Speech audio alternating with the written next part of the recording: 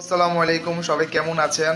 বছরের প্রথম দিন, বছরের প্রথম 31st আমরা উদযাপন করতে পারিনি কিছু কারণে, কিন্তু সবাই একসাথে হওয়ার পরে একটা সেলিব্রেশন করতে ভালো লাগে। তাই আজকে সবাইকে একসাথে করার জন্য কিছু আয়োজন করেছি। এখানে আয়োজন করেছি 31স্টেও আমার বড় আপুর বাসা থেকে লোকজনও আসবে, প্লাস আমার ওয়াইফের বার্থডে, সেই কারণে অনেক কাজই করেছি, একটা আয়োজন করেছি। এখানে আমার সেজু চাচি সুন্দর করে গাজরগুলো গ্রেড করছে। সেজু চাচি কেমন আছেন? আসসালামু আলাইকুম সবাইকে। আলহামদুলিল্লাহ ভালো আছি।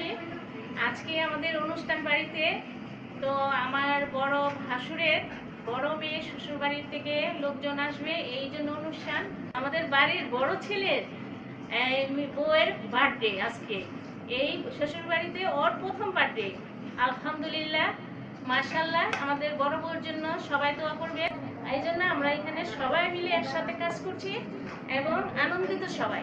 আচ্ছা সেজু চাচি, আজকে আমাদের মানে এই যে গাজর, যে এতগুলা গাজর যে গ্রেড করছেন, কারণটা কি? এতগুলা কি কি রান্না করবেন?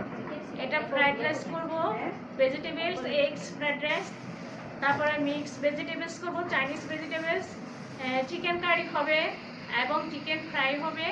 সব মানে রেডি করে নিচ্ছি আমরা সবাই মিলে জিলে। খুবই লোভনীয় খাবার, অবশ্যই মজা হবে যেহেতু আপনাদের হাতে ছোঁয়া আছে।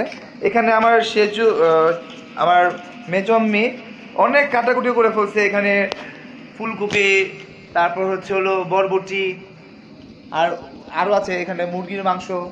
এই যে আমার মেজম্মি, সে আর ওই যে আমার মা কাটাকাটি করছে, তারা খুবই ব্যস্ত।